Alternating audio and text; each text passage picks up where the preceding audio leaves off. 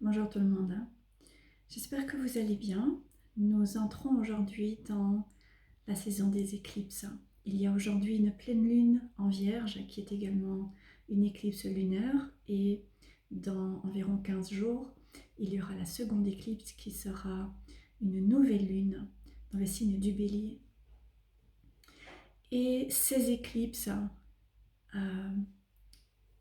sont extrêmement puissantes. En tout cas, c'est vraiment le ressenti que j'ai.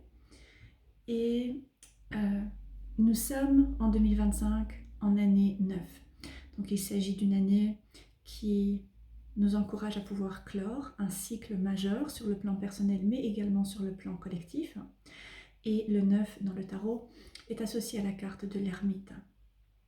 Aujourd'hui, il y a cette pleine lune en Vierge et la Vierge est symbolisée également par la carte de l'ermite dans le tarot.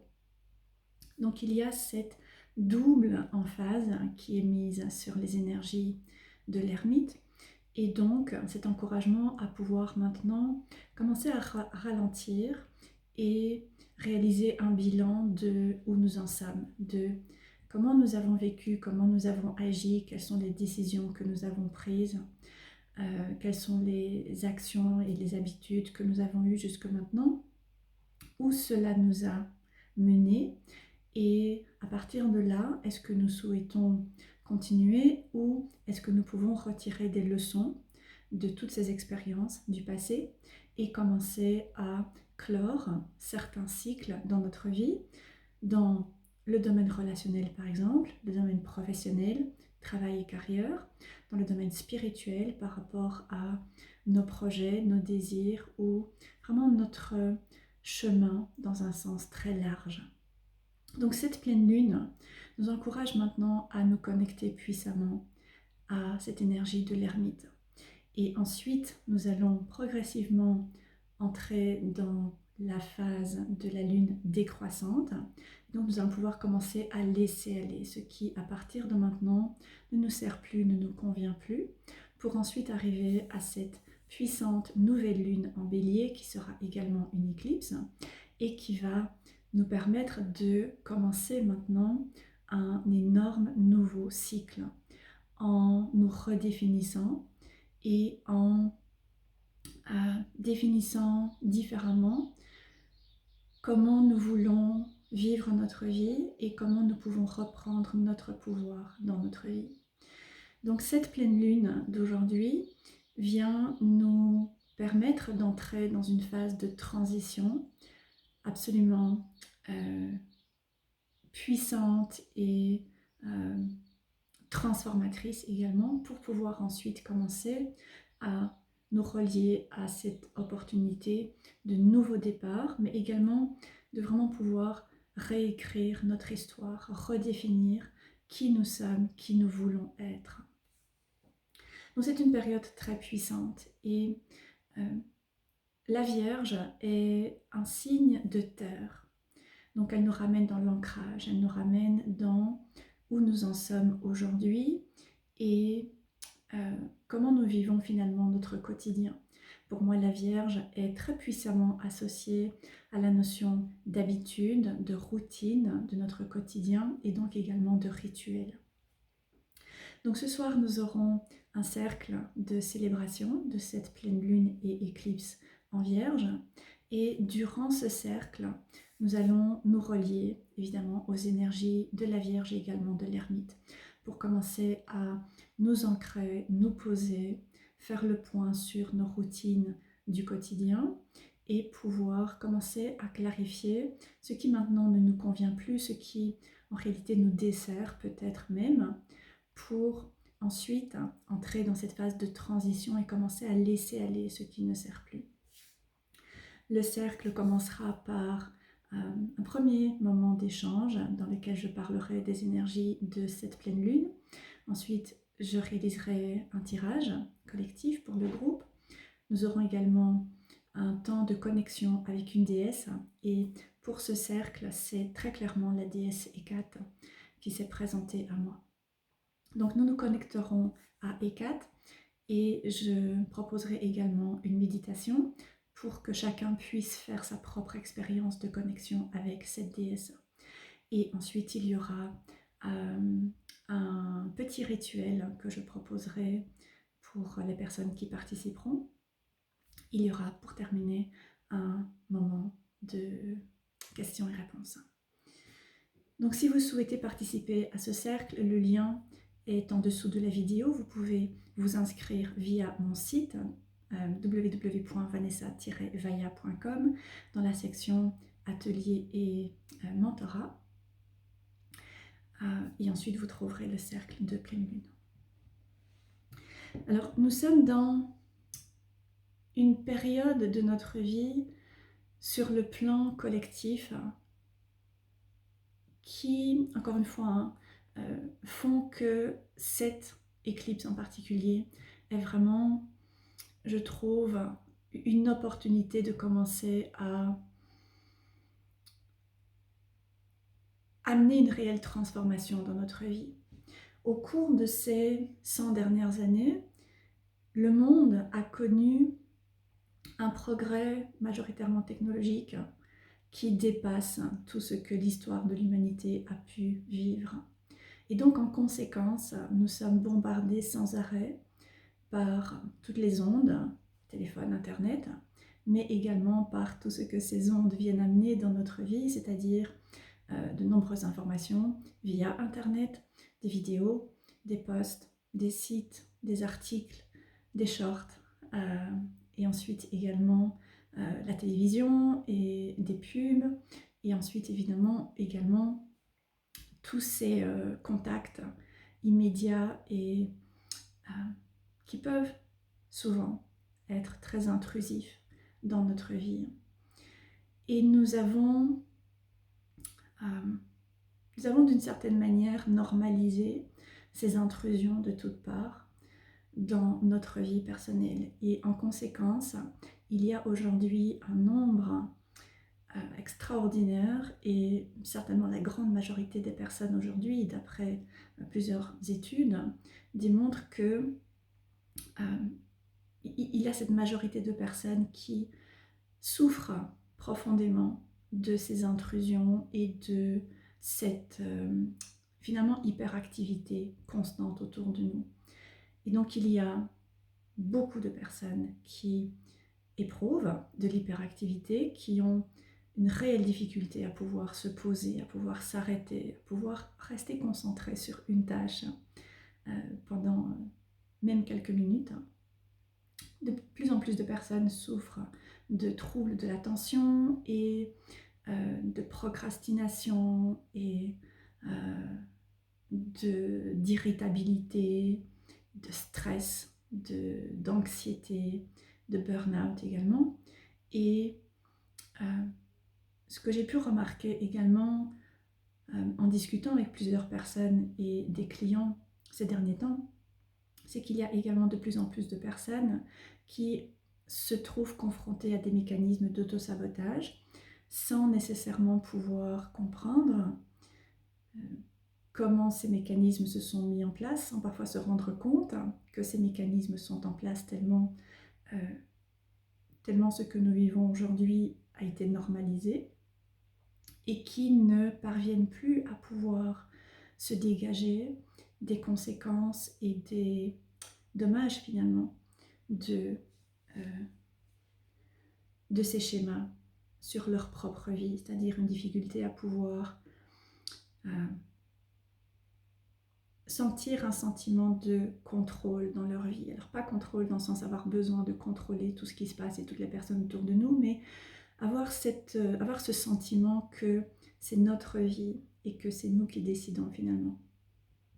Donc durant ce cercle de célébration de ce soir, nous allons nous connecter à la déesse Hécate, tout particulièrement pour aller mettre de la clarté par rapport à ces différents schémas d'autosabotage, de procrastination, d'hyperactivité, d'anxiété également.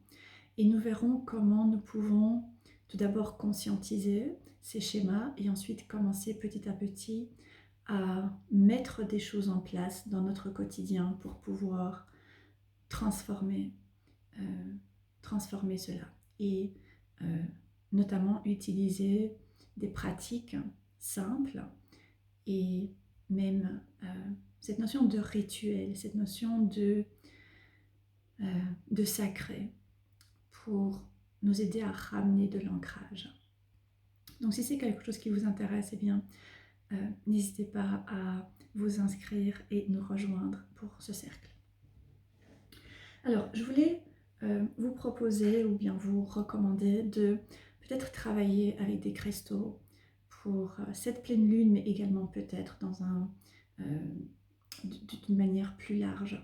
Je pense que, en tout cas c'est mon expérience, les cristaux viennent vraiment nous apporter une aide très réelle, très tangible, lorsque nous apprenons à nous relier à eux d'une manière qui est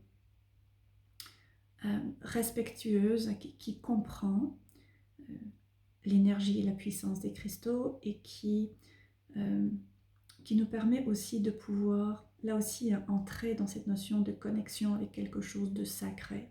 Pas simplement avoir 150 cristaux autour de nous que nous n'utilisons pas, nous ne savons pas comment utiliser, ou bien nous en portons 10 sur nous, mais vraiment pouvoir nous relier dans cette dimension sacrée avec le cristal, avec la conscience du cristal, pour nous aider sur notre chemin. Et personnellement, j'en ai déjà beaucoup parlé sur ma chaîne, la tourmaline noire est un de mes favoris. C'est un cristal que j'ai toujours à portée de main.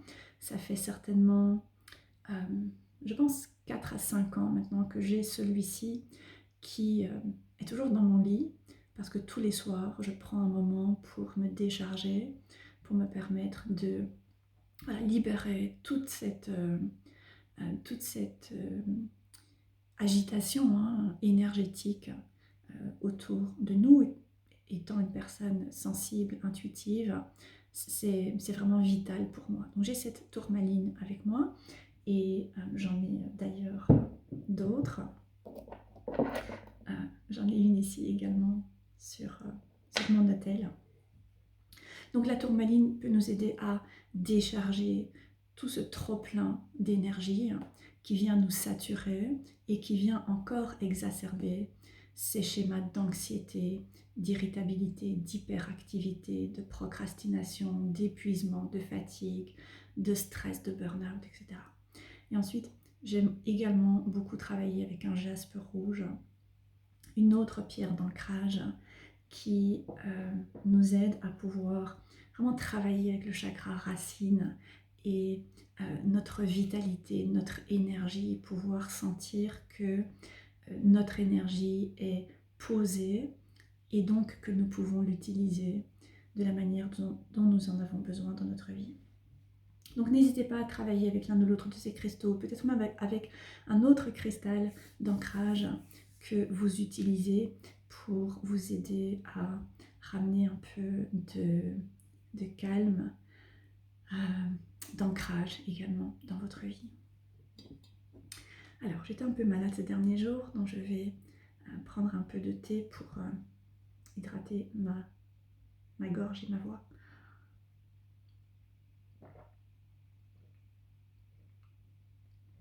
Ce matin chez nous il a neigé, juste quelques flocons, mais il a neigé malgré tout.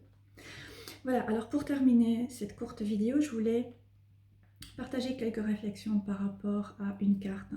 Donc juste avant de commencer la vidéo, j'ai tiré une carte avec le tarot des sœurs sorcières et j'ai trouvé que c'était une carte tout à fait pertinente. Il s'agit du 7 d'eau qui correspond au 7 de coupe dans un tarot plus traditionnel. J'aime vraiment beaucoup la représentation qui a été proposée ici par Julia Jeffrey. Alors il y a vraiment beaucoup de choses par rapport à cette carte, mais ce dont j'avais envie de parler tout particulièrement, c'est l'animal guide qui est représenté. Donc tout d'abord, il y a une ambiance dans des tons de bleu qui ressortent. Le bleu qui est une couleur qui généralement vient favoriser de l'apaisement sur le plan émotionnel, une connexion à l'aspect émotionnel qui nous relie également à l'élément eau. Et donc cette possibilité de pouvoir suivre le courant, de pouvoir permettre à notre vie de s'écouler. Donc pour toutes les personnes qui peuvent ressentir de la stagnation, qui peuvent avoir l'impression d'être coincées, et peut-être coincées surtout sur le plan émotionnel, les personnes qui ressentent de la frustration, les personnes qui ressentent du découragement, qui ressentent de la démotivation, qui ressentent de l'apathie. Voilà, c'est une carte sur laquelle vous pourriez choisir de méditer, et une carte qui vient apporter un message qui pourrait également vous parler. Donc il y a cette connexion à l'élément eau et au bleu, et ensuite, comme je disais, il y a cet animal guide qui est représenté, qui est un oiseau, donc un animal qui voyage entre les mondes, mais ici tout particulièrement, il s'agit d'un animal qui voyage dans les profondeurs de l'élément eau. Avec son bec, il va descendre, il va aller chercher de la nourriture dans les profondeurs de l'eau. Et donc il y a un encouragement ici à pouvoir ramener de la sérénité, ramener du calme, ramener de l'apaisement dans notre vie, et pour cela, pouvoir descendre dans les profondeurs de nos émotions, pour nous demander, pour nous poser certaines questions importantes, ne pas rester simplement en superficie et trouver d'une certaine manière des excuses, mais vraiment pouvoir descendre dans les émotions, y compris dans des émotions qui sont inconfortables. Le personnage ici, très clairement, est un personnage qui est ancien, qui a vécu beaucoup de choses et donc qui a dû être confronté à des émotions qui n'ont pas été simples. Et en descendant dans nos profondeurs, nous pourrons aller vraiment à la racine de différentes choses qui peuvent nous préoccuper d'une certaine manière. Et ensuite, ce 7 de coupe, évidemment, c'est une carte qui nous encourage à réaliser une introspection émotionnelle et nous demander ce que nous voulons vraiment, ce que nous voulons véritablement. Et encore une fois, ne pas rester simplement en superficie. Et l'exemple qui me vient, c'est cette tendance qui est également associée au 7 à se laisser distraire par l'extérieur et également par parfois certains courants intérieurs. Et par exemple, certaines personnes, c'est également quelque chose que j'ai entendu ces derniers temps, certaines personnes pourraient se dire « j'aimerais tellement pouvoir avoir un job qui me plaît, avoir un job qui m'épanouit, peut-être apprendre à lire les cartes, ou bien peut-être approfondir ma connaissance des cartes, ou bien développer la médiumnité, ou bien développer mon intuition davantage, etc. » Mais le monde va mal aujourd'hui, c'est la crise aujourd'hui, il faut être raisonnable et donc il vaut mieux avoir un job qui soit stable, qui permette d'avoir un revenu stable tous les mois, par exemple. Et ça, pour moi, c'est vraiment rester en surface. Et ici, l'oiseau vient nous encourager à descendre plus profondément pour aller contacter les émotions. Et on peut aller très loin évidemment par rapport à cet aspect eau et émotion, et je ne vais pas y aller pour l'instant, mais pouvoir redescendre, parce que qui dit que vous ne pouvez pas avoir le job de vos rêves et avoir la sécurité et avoir les rentrées d'argent stables? Donc c'est important de pouvoir ramener du calme, ramener cette sérénité qui nous permet de revenir à l'intérieur de nous et d'aller nous connecter avec nos émotions pour nous demander où est-ce que j'ai tendance à me trouver des excuses en fait, parce que ce que je veux me demande d'aller connecter des émotions qui sont peut-être difficiles, peut-être la peur, peut-être la peur de l'insécurité ou bien d'autres choses. Donc voilà, j'espère que ce message pourra vous parler. Si vous avez ce tarot, n'hésitez pas à prendre cette carte et continuer votre propre réflexion. Et même si vous n'avez pas le tarot des sœurs sorcières, n'hésitez pas à prendre le tarot qui vous plaît, sortir cette carte du 7 de coupe et la laisser vous guider sur ce chemin de réflexion introspective. Encore une fois, si vous souhaitez participer au cercle de ce soir, vous pouvez encore vous inscrire via mon site. Si vous avez le moindre souci, n'hésitez pas à me contacter par email. Et si vous souhaitez aller un peu plus loin, eh bien, je serais ravie de prévoir une session avec vous. Il y a plusieurs options qui sont disponibles sur mon site également. Alors, étant donné vraiment ce caractère très puissant des éclipses que nous avons à partir d'aujourd'hui, j'ai décidé de vous proposer des opportunités de pouvoir vous relier à ces énergies. Donc pour les personnes qui souhaitent participer à ce cercle, si vous vous inscrivez également dans ma communauté sur Patreon, envoyez-moi un message et je vous enverrai un code qui vous permettra de déduire votre inscription à Patreon.